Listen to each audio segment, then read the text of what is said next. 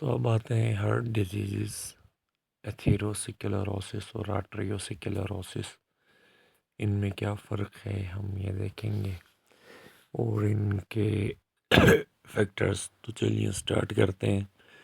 तो यहाँ आप डायग्राम में देख सकते हैं कि जो ब्लड वेसल है उसके अंदर ये देखें हमने दिखाया है कुछ एथीरोमा, यानी जो फैटी डिपॉजिट्स, जब फैट्स डिपॉजिट हो जाइए एथीरोमा कहलाते हैं।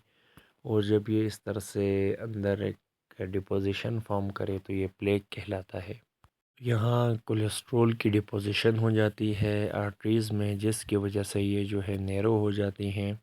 आर्टरीज़ का ल्यूमेन यानी सेंटर जहाँ से ब्लड फ्लो करता है वो जगह इसकी क्या हो जाती है, नैरो हो जाती थी। और बाद में फिर यहाँ देखें कोलेस्ट्रॉल के साथ दूसरे फाइबर्स भी आके अटैच हो जाते हैं। इसमें कैल्सिफिकेशन हो जाती है, कैल्शियम आके बढ़ जाता है, जिसकी वजह से हार्डनिंग हो जाती है ब्लड वेसल की। इसको हम कहते हैं आर्टरियोस्क्लेरोसिस।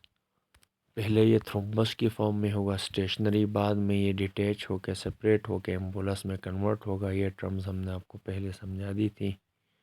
और एग्ज़ाम पॉइंट ऑफ व्यू से इसके फैक्टर्स जो इसको कॉज करते हैं वो आपसे पूछे जाएंगे। तो पहला फैक्टर है हाइपर कोलेस्ट्रोलेमिया, यानी कोलेस्ट्रोल का बढ़ जाना। दूसरा है हाइपरटेंशन। तीसरा इसका फैक्टर स्मोकिंग होता है, सिगरेट स्मोकिंग वगैरह। ये तो थे मेजर काजेस, यानी इसके अलावा माइनर जो रिस्क्स हो सकते हैं उसके भी कुछ फैक्टर्स हैं। तो पहला इसमें है यानी इंक्रीज़ इन एज, उम्र जो जो बढ़ती जाती है इसके चांसेस भी बढ़ते हैं।